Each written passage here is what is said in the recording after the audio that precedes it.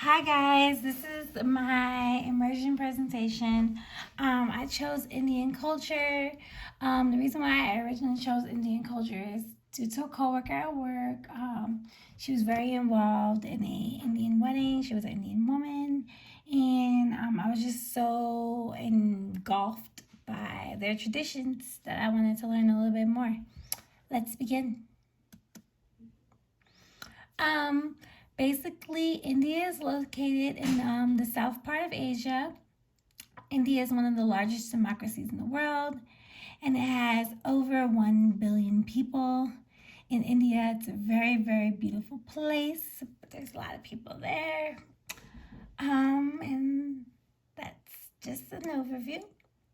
We're going to talk about what makes things a culture. So, what makes cultures is shared values, traditions, languages, and religion shared through a group of people.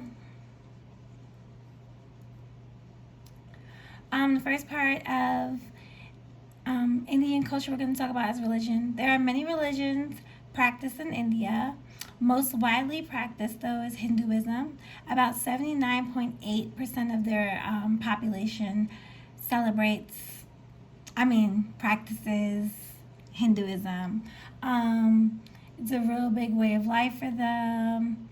There are about 14% people who practice the Muslim faith, and Christianity is about 2.3%. And it seems like a small number, but due to how large their population is, it's about 20 million people. So you just have to keep in mind, like when you see low percentage numbers but a large population, there's still a lot of people who practice the faith there. Hinduism. We're going to talk a little bit in depth about their largest religion and how it's a religion and also a lifestyle. So, in Hinduism, a big part of it is that they believe in reincarnation, that you can go through many life cycles of rebirth, and how you live your life controls how your next life will be. If you don't live by certain values, you can be reborn in lower positions than where you are now. There's something also called moksha, which is the ultimate goal in Hinduism, and it allows you to be released from basically being born and reborn again. It allows you to transcend. Again, a little bit more about reincarnation. And just the definition of that is a phenomenon or belief that the immortal soul is continuously born and reborn. And you can be made to be any of the 8,400,000 life forms until you attain moksha. Hinduism as a lifestyle, because it's not only a religion. Hinduism promotes healthy living. So this includes doing yoga, staying away from meat. It also promotes good health and hygiene. And the religious tradition of Hinduism is responsible for the creations and practices such as yoga, vastu, jasu, yajna, and tantra. And spiritual wellness and physical wellness is key in the lifestyle of Hinduism. A large part of this goes into their diet, so how a lot of Indian people eat. Wellness is a part of the culture and the diet. 200 million people in India are vegetarian, so they have the largest amount of vegetarians in the world.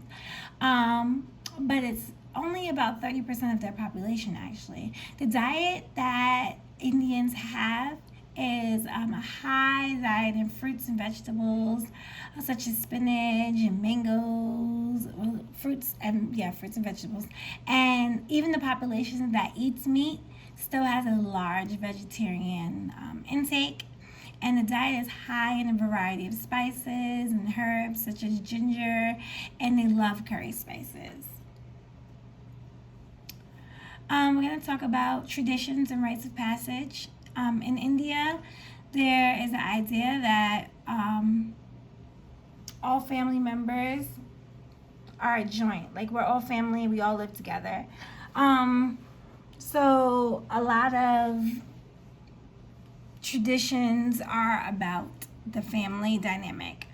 One of the first things that I love is mundane. It's for babies, and when they turn one.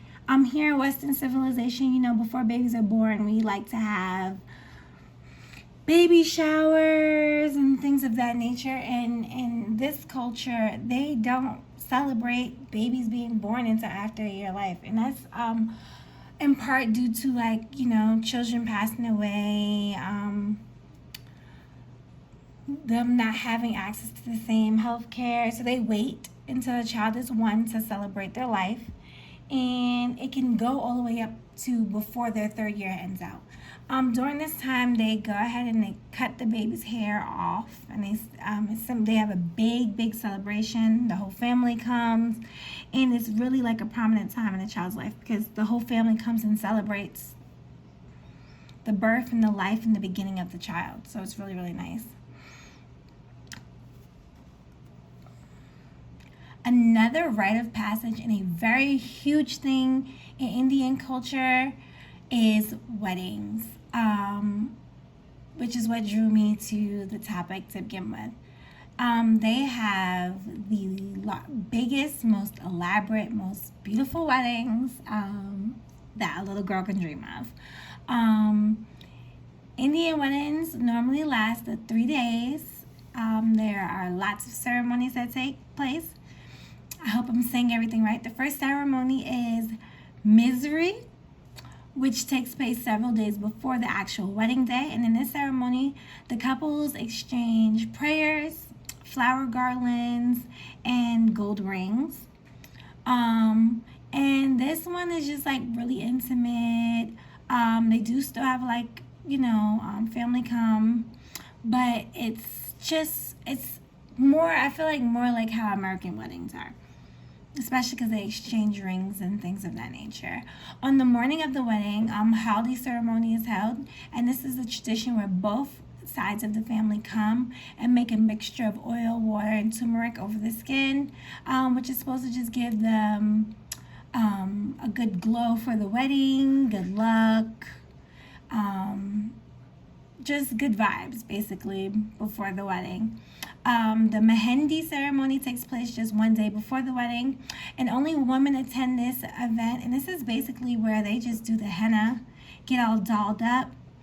Sometimes the husband's family will come, but of course only the women, and they do give the bride gifts and flowers and things at this time, and things of that nature. And it's a very nice experience where women bond. Also in this culture, it is very, very, very common to invite everyone. There's a saying that I was told that no one's not invited to an Indian wedding. Everyone gets invited. And the reason why they make such large deals out of weddings is because it's supposed to only happen once, and it's one of your rites of passage, and one of your sacraments in the Hindi religion. So they go ahead, and once a daughter is born, like if you have a daughter, they start saving for her wedding from the time she's born, because it is such a big deal, and they have no problem borrowing large amounts of money. Indian weddings normally have from 500 to 1,000 people sometimes at their events. So you can imagine that at about $100 a plate there. There's a lot, and how many days it goes on. And in traditional Indian weddings, the ceremony takes place under a mandap, which is a 4-pillared canopy, which is really beautiful, and it's known to have very bright colors.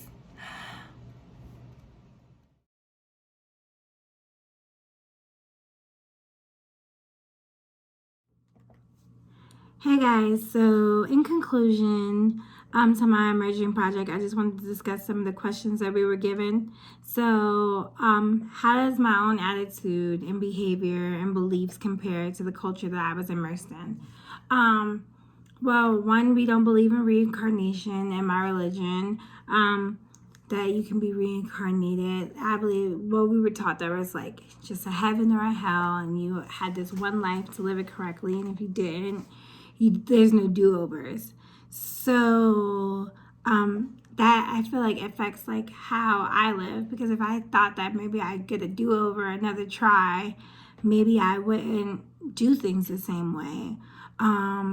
Or maybe if I thought like if I did really good this time and I got to come back as like a queen or something, it would change some of my behaviors. Like I feel like it would be like more incentive based. The way my culture brought me up, I do feel like it taught, we value different things. Like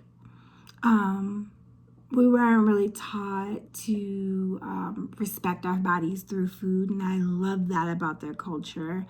To like just be mindful in everything and feeling connected to the earth, and a lot of different things that are part of their culture that's not a part of my religion and my culture.